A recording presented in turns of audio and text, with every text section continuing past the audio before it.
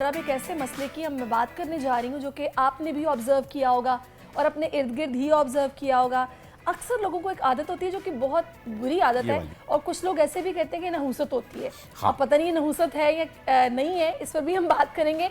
नाखून काटना लाजमी है क्योंकि नाखून में छिपे हुए जरासीम इंसानी सेहत के लिए इंतहाई मुज़र होते हैं। बल्कि अगर आप नाखून नहीं काटते या बच्चों को वक्त पर नाखून काटने की आदत नहीं सिखाई जा रही होती तो ये शदीद बीमारियों हत्ता कि मौत की वजह भी बन सकता है। तो गांव देहात और छोटे इलाकों में अक्सर अफराद कई रोज़ अपने नाखून नहीं काटते, इंतहाई गंदे उनके नाखून होते हैं जो कि ख़तरनाक बात है। और कुछ लोगों को नाखून दांतों से चबा के उतारने की आदत होती है, पता नहीं वो टेंशन में ऐसा करते हैं या आदतन ऐसा करते हैं, इसका मुझे नहीं पता। और उनके नेल्स इतने ज़्यादा अंदर धस जाते हैं कि फिर वो लंबे भी नहीं होते और उनके हाथ बहुत बुरे लगते हैं। और अक्सर सर ये एंजाइटी का हिस्सा भी होता है। डिप्रेशन की एक बड़ी निशानी है कि आप पैर को हिला रहे हैं और अपनी जो है वो नाखून आप चबा रहे हैं, बालों को तोड़ रहे हैं, प्लकिंग फेस के बाल जो हैं उनको तोड़ना, ये एंजाइटी और डिप्रेशन की निशानी है। उसके बाद ऐसा भी होता है कि जो आपकी स्किन होती है ना, ये नेल्स के ऊपर, ये भी उखड़ना शुरू हो जाती है। खैर इन सारे मसाइल पर बात करने के लिए इस वक्त में ज्वाइन कर चुके हैं, किसी तारुफ के मोहताज नहीं है, हकीम शाह नज़ीर साहब। वेलकम टू आवर शो, खुश आमदेद हकीम साहब। सबसे पहले तो मुझे ये बताएगा कि आदत वाकई नहुसत है? नहीं, नहुसत तो इसको कह भी सकते हैं, लेकिन ये है कि ये एक आदत भी है और ये डिप्रेशन भी है। जब टेंशन होती है ना, पूरा पूरा नाखून खा जाते हैं, बिल्कुल ऐसा ही, पूरा पूरा नाखून, और खून निकल रहा होता है, उनको पता नहीं चल रहा होता। और जब वो खाना खाते हैं तो उस पर फिर मिर्चें लगती हैं, कुछ लगती हैं, तो उनको जलन महसूस होती है, बहुत ज़्यादा तकलीफ में गुजरते हैं। ये उस सूरत में होती है जब दिमाग बहुत ज़्यादा एक्स्ट्रा चलने लग जाता है, नेगेटिव ज़्यादा सोचते हैं, या कोई बात वो अपने ऊपर हैवी कर देते हैं, या कुछ काम की मसरूफियात बहुत ज़्यादा बढ़ जाती हैं जिसकी वजह से बहुत सारे खिलाड़ियों को भी ये आदत है, मेन जो है टेंशन इसकी वजह बन जाती है, नाखून काटने की। और उनमें एक मैं भी शामिल हूँ। आप भी करते हैं? मैं भी इस तरह कभी जब होता है ना टेंशन, थोड़ा सा काम में ज़्यादा हो तो मैं इस तरह करता हूँ, तो इसमें ये चीज़ें होती हैं। तो और दूसरा ये है कि इस तकरीबन शौहर जो है वो बेचारे नाखून चबा रहे होते हैं, क्या करें, फिर मजबूर होते हैं। और कुछ चीज़ें ऐसी होती हैं कि जैसे बाज ऐसे काटा, उसे फेंक दिया, ठीक है, ये तो चले फेंक दिया, लेकिन उसके कुछ ज़र्रात आपके मुंह में रह जाते हैं। फिर बाजू का तो आधा नाखून ही रह जाता है मुंह में। वो बाज़ लोग ऐसे होते हैं कि उनको पता नहीं चलता, निकल लेते हैं, जो कि मैदे में अल्सर का सबब बनता है, तेज़ाबियत का, और छोटी आंत बड़ी आंत में ज़ख्म का बनता है, और फिर मैदे में जलन शुरू हो जाती है। और अगर ये लंग्स की नाली में चला जाए तो फिर वो ख़तरनाक हो सकती है। अच्छा, वैसे हकीम साहब मुझे एक बात बताइएगा, मैंने अक्सर देखा है कि जब ये नाखून लोग दांतों से चबाते हैं ना, वो अकेले बैठे होते हैं, कुछ ना कुछ सोच रहे होते हैं। मतलब वो आप किसी से गुफ्तगू करते हुए नहीं कभी चबाएंगे, आपको वो तन्हाई में बैठे हुए चबाते नजर आएंगे कि वो किसी परेशानी का शिकार है और बस वो अपने नाक चबा रहे हैं। आई थिंक इससे कुछ तस्कीन मिलती है। मैं इसको अपना एक्सपीरियंस भी बताता हूँ, क्योंकि मुझे भी जो है ना वो बड़े एंजाइटी का मैं भी पेशेंट रह चुका। बचपन में जो है ना मुझे ये था कि मैं जब टेंशन में होता था, घबराया होता था ना, मैं अपने नाखून चबाता रहता था बैठा हुआ। लेकिन ये जो आपने कहा ना कि अकेले में बैठे हुए करते हैं, इसकी वजह जो मेरे पास थी वो ये थी कि मैं किसी के सामने करते हुए ज़रा शर्मिंदगी महसूस करता था कि यार मैं किसी के मुंह पे बैठ के नाखून चबाऊं। ये एक रीज़न था, ना कि ये कि मैं अकेले होने की वजह से टेंशन में होता था। नहीं, जो डिप्रेशन का पेशेंट होता है, टेंशन का होता है ना, जाहिर बात है उसकी नेगेटिव जो सोच है वो तन्हाई में ज़्यादा होती है, बजाय लोगों के साथ बैठ के। जब वो लोगों से बात कर रहे होते हैं ना, वो भी तो ये इसी तरीके की सोच रखते हैं। सिर्फ वो डिप्रेशन के पेशेंट नहीं होते, लेकिन उनके अंदर भी ये खुसूसियात तो सारी मौजूद होती हैं। जितने भी इंट्रोवर्ट हैं उनको देख के लगता है यही है कि यार ये बेचारे लग रहा है कि डिप्रेस है या एंजाइटी का शिकार है। जिस तरीके से देखें, मैं आपसे बात कर रहा हूँ उस वक्त, सारी से बात कर रहा हूँ मैं, तो मैं एक दिमाग मेरा आप लोगों की तरफ है, तो वो फिर हाथों की तरफ नहीं जाएगा। अगर मैं अकेला बैठाऊंगा तो फिर मेरा हाथों की तरफ जाएगा, मैं नाखून भी काट रहा हूँ, सब कुछ कर रहा हूँ बैठ के, अपने आप से तकरीर की तरह बातें भी कर रहा हूँ बैठ के। बाद लोग ऐसे होते हैं कि वो समझते हैं कि मैं खाली बैठा हुआ हूँ, लेकिन वो अपने दिल में, अपने दिमाग में, उनका दिमाग इस कदर चल रहा होता है कि वो उसके हाथ भी चल रहे होते हैं, वो बातें कर रहा होता है अपने आप से, लेकिन देखने वाला कहता है लेकिन खुद को नहीं पता होता। अच्छा, मैं ये चाहूँगी कि हम इस प्रॉब्लम को थोड़ा डिप्रेशन के साथ भी जोड़ें। जी हाँ। तो मुझे ये बताएगा, मैंने अक्सर जो डिप्रेशन का शिकार पेशेंट्स होते हैं उनको ये ऑब्जर्व किया है कि वो एक तो बात बहुत कम करते हैं, आप उनसे बात करें वो कहीं खोए होते हैं, मतलब उनकी नज़रें भले आपकी तरफ होंगी, दिमाग उनका कहीं और होगा, वो तन्हाई में बहुत ज़्यादा सोचते हैं। इसका कोई ऐसा हल है जो कि आप डेली रूटीन में शामिल करें तो आप कुछ अपनी आदतों को तब्दील करने से इस बीमारी से निकल सकें? देखें, डिप्रेशन, टेंशन, एंजाइटी और नेगेटिव सोचना, या अपने आप से बातें करना और बातों बातों में अपने अंदर खो जाना, फिर घबराहट, बेचैनी बताना, किसी चीज़ में मुतमईन नहीं होना, और इस यहाँ गर्दन के पीछे की जगह से खिंचाव महसूस होता है। यानी ये है कि डिप्रेशन का, एंजाइटी का खिंचाव ऐसा होता है कि फिर दिल की धड़कन भी तेज़ हो जाती है।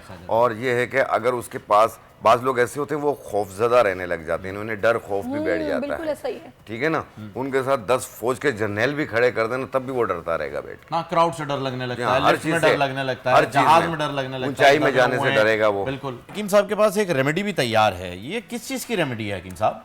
ये रेमेडी है एंजाइटी, डिप्रेशन, टेंशन, घबराहट, फिर बेचैनी, मसला ही हल हो गया। हम इतनी जो चीजें बातें कर रहे हैं उसका हल सामने रखा है। वहम करना, नेगेटिव सोचना, किसी चीज़ में मुतमईन नहीं होना, चीज़ें भूल जाना। इंशाल्लाह ये 3 चीज़ें अपने घर पे बनाइए, अपनी मुश्किल को आसान कीजिए। इसमें जो सबसे पहली चीज़ है ये है कमल गट्टा। ये बिल्कुल काले काले बीज हैं, कमल गट्टा। अच्छा, कमल ठीक है, इसको तोड़ेंगे, इसमें वाइट कलर का मगज़ निकलेगा। ये इसका 100 ग्राम आप इसका वेट ले लीजिए और 100 ग्राम ये मगज़ फिंदक, ये बादाम की तरह होते हैं, ये देख लीजिए। मगज़ फिंदक। अच्छा, फिंदक जो है वो अरबी में होटल को कहते अच्छा, हैं। हेज़लनट की तरह का लग रहा है। हेज़लनट नहीं होता? जी हाँ, सर, अरबी में इसको होटल तोड़ेंगे, इसमें से भी मगज़ निकलेगा जैसे बादाम में से निकलता है। अच्छा। मगज़ फिंदक, मगज़ कमल गट्टा और ये मगज़ बिनोला, ये कपास के बीज होते हैं। और ये तीनों चीज़ें 100-100 ग्राम लेके मिला के बारीक पाउडर बना लें। 1 चाय वाली चम्मच सुबह, 1 चाय वाली चम्मच शाम। जब प्रॉब्लम में बेहतरी आ जाए तो फिर सिर्फ शाम में एक टाइम इस्तेमाल करें। आप देखिएगा टेंशन, डिप्रेशन ये भी चीज़ दूर हो जाएगी। दूसरा, आपकी नींद भी बेहतर हो जाएगी। अच्छा, दोबारा बताइएगा इसके इस्तेमाल का तरीका, ज़रा दोबारा बताइए। देखिए, मगज़ कमल गट्टा, मगज़ फिंदक और मगज़ बिनोला, ये तीनों 100-100 ग्राम लेके मिक्स करके पाउडर बनाएं। 1 चाय वाली चम्मच सुबह नाश्ते के बाद, 1 चाय वाली चम्मच रात किसी खाने भी के चीज़ बाद, के साथ 1 गिलास दूध में मिला के ले लें, मुंह में डाल के ऊपर दूध पी लें या पानी पी लें, कोई हर्ज नहीं।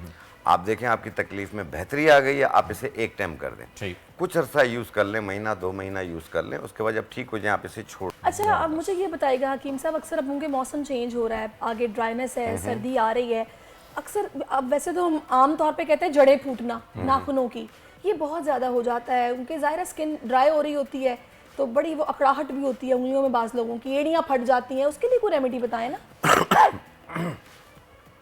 देखें, एड़ियाँ फट जाती हैं, बाज़ का तो उसमें ईचिंग, खारिश भी बहुत ज़्यादा फील होती है, निकल आता है कुछ लोगों का। ठीक है, उसको ठीक करने के लिए आपने लेना है मोम देसी। ये भी पंसारी से मिल जाएगा, शहद के छत्ते का मोम होता है। मोम देसी 50 ग्राम, इसको गर्म कर लें, ये बिल्कुल घी की तरह पतला हो जाता है। फिर इसके अंदर 50 ग्राम पेट्रोलियम जेली डाल लें और इसमें 20 ग्राम कैस्टर ऑयल डाल लें। मिक्स किया, अब मरहम टाइप का बन जाएगा ये। फिर आप ये इससे आप अपनी एड़ियों पे लगाएं, रोज़ाना रात को लगाएं, सुबह धो लें, रोज़ रात को लगाएं, सुबह धो लें।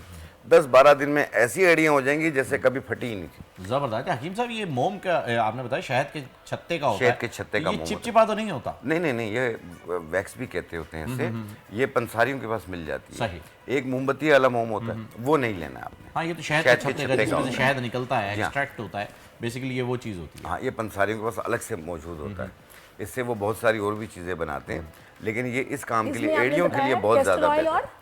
कैस्टर ऑयल 2 चम्मच, 50 ग्राम मोम देसी, 50 ग्राम पेट्रोलियम जेली, इनको मिक्स करके थोड़ा सा गर्म कर लें ताकि ये नरम हो जाए और फिर अच्छी तरीके से मिक्स हो जाए।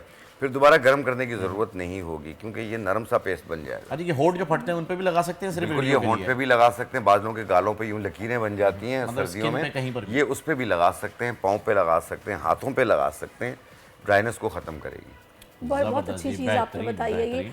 अच्छा, अब हकीम साहब एक चीज़ और जो कि मैं चाहूँगी कि आप ज़रा गर्मी सर्दियाँ अब आ रही हैं इसके पॉइंट ऑफ व्यू से बताइएगा।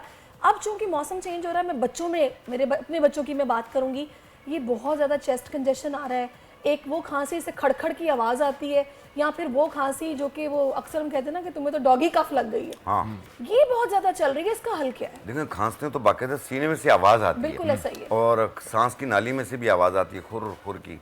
तो उसके लिए आपने काली किशमिश, मैंने एक दफ़ा पहले भी बताई थी, काली किशमिश ले लें, उसके 10 दाने 1.25 कप पानी में डाल के उबाल लें, 1-2 जोश दे के उतार लें। बच्चे जैसे 5 साल से लेकर 10 साल तक के बच्चे हैं तो उन्हें 2 चम्मच सुबह, 2 चम्मच दोपहर, 2 चम्मच शाम को दें, उसका पानी दें। जुकाम भी हो रहा है साथ, ये खत्म हो जाएगा, गला भी सही हो जाएगा। जितने भी और आप देखिएगा, गिर रहा है और ये इंजेक्शन है, इसको खत्म करेगा। और अगर 14 साल से ज़्यादा उम्र है, 16 साल तक, तो आधा कप सुबह, आधा कप शाम। 16 साल से ज़्यादा उम्र है तो 1 कप सुबह, 1 कप शाम दें। क्वांटिटी बढ़ा दी जाए, क्वांटिटी 3 दिन इस्तेमाल करना है, बलगम, रेशा, खांसी सब साफ। वैसे हकीम साहब मुझे एक बात बताइएगा, कुछ लोग ना पैरों में बाम भी लगाते हैं बच्चों के, विक्स टाइप जो बाम होता है ना, जहाँ- एक वो लगाते हैं, ये वाकई कारआमद होता है? पाँव पे लगाते हैं, माथे पे भी लगा देते हैं, कारआमद होता है ये।